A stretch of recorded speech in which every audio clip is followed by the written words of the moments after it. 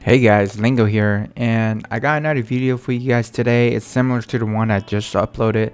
I'm basically going to show you guys how I position myself, especially for the last circle, how I rotate, and how I play the edge, usually near the last circle, and why I choose how I position myself. And I also add in some of my positioning for combat. So hopefully you guys enjoy this video. Again, if you guys like this video and it helps you out a little bit, please do me a favor and consider subscribing to this channel and hitting the like button.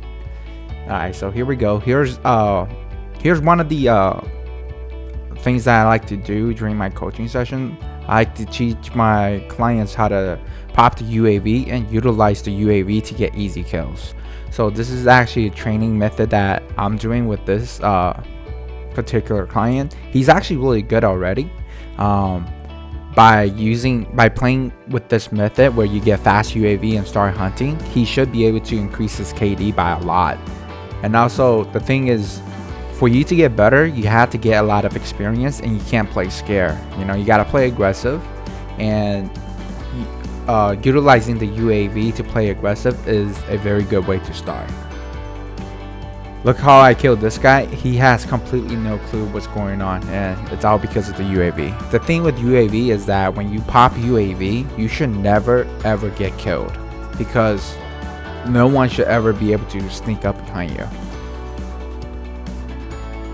And UAV is both offensive and defensive. There's so many times where I popped a UAV and there's like 5 different teams like all around me, surrounding me.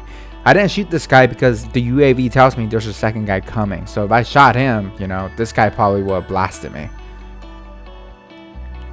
And after I killed him, I started plating up here again, because UAV tells me that guy's not pushing me. I'm totally safe here. So after I played up, I repositioned myself a little bit. UAV tells me he's in there, so I flashed him, and it's a hit marker. Now there's also another guy that's approaching me from behind. I don't know if you guys notice it, but it seems like someone just dropped back from Gulag.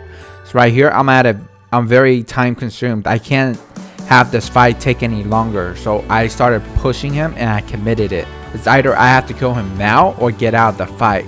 But because I just popped the UAV and I know where everybody's position, I didn't really want to let go of that advantage that I have. So I went up and pushed up against him with the shotgun, kill him real quick, and I started focusing the other guy. I'm surprised he didn't push me, but not really, because I also know that he just came back from Gulag, so he's probably trying to loot for a gun instead of come towards the action with the handgun. So it kind of makes sense that he's in this hangar bay, or this building here.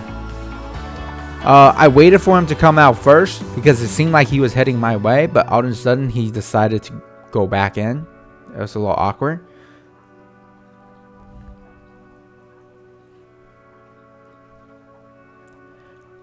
So again, because I popped the UAV, I know there's nobody around me, so that allows me to be able to push out in the wide open area like that so aggressively, because I'm not worried about anybody third partying me. This guy just came back from the Gulag. Alright, so that's basically it for the early game. Early game, I always play extremely aggressive because I get all the stuff I need. Armor satchel, gas mask, my loadout, death silence if I can get it, or stopping power, or whatever. I get all the utilities that I can possibly get. I never barely survive to the last circle. When I get to the last circle, I always have everything possible. Before, I was fighting a building that was a little bit behind, and I used my precision airstrike, but that's why it seems like I didn't have precision airstrike. But if I didn't have to use that precision airstrike, I would have it right here. But anyways, I went ahead and rotated here. I chose this position is because most of the people is gonna be by those tall buildings, so I'm just gonna go ahead and let them fight it out and then kill whichever team is left. So again, my strategy early game is super aggressive, get all the stuff that I possibly can.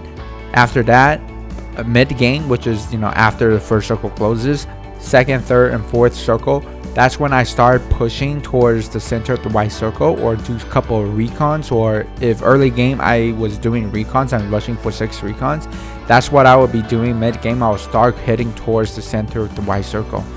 That's basically kind of what we did. Now near the end, around sometimes 4th circle, but usually around 5th circle is where I would start playing the edge, like what we're doing right now.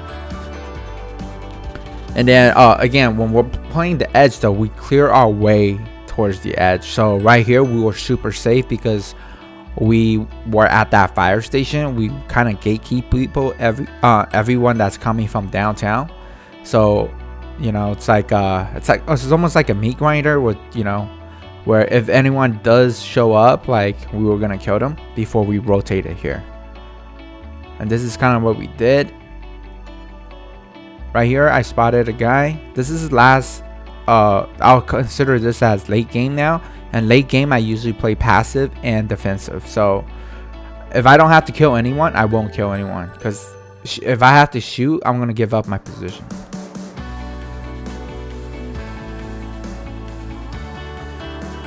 So right here I told my teammate to be towards my left. We don't ever want to be together right on each other.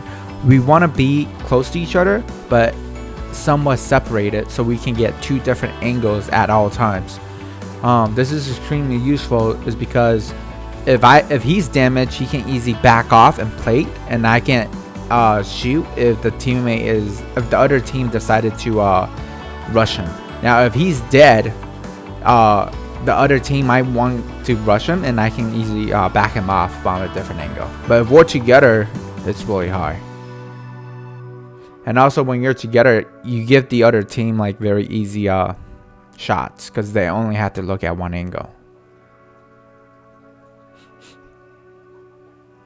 See, like that. See, that guy was looking at my team. He completely didn't even see me because I was at a way different angle. So again, I usually always like to push along with the gas, and I like to be ahead of it.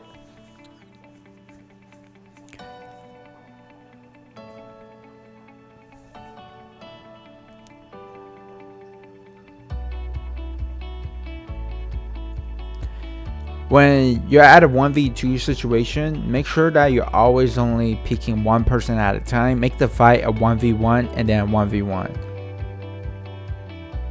So right here, I never overcommit. It's always one person at a time. I'm always only fighting one person at a time. And there you go. That's how you gotta position yourself. And make sure that when it's 1v2, really angle, take that advantage. Make sure that it's always one person at a time. However you peek, you gotta have to miss with the angles. Notice that fight, it was always 1 versus 1, 1 versus 1. The other team kind of messed it up. What they should have done was the person that jumped over, they should have both jumped over at the same time, so then they can get, you know, one person's at the edge, the other person's to the side, and then it will become a 2v1. But you know, they kind of peeked me separately. The guy jumped up first, I broke his armor, he had to go back, and then the other guy that was in front, he jumped over afterwards, and then he started blasting me. And then after I downed him, the guy that was in the back, then he jumped up. So it was always like 1v1, 1v1. So, you know, they kind of messed that up. A little bit bad teamwork on their part. Anyways, hope you guys enjoyed this. I'll see you guys next time.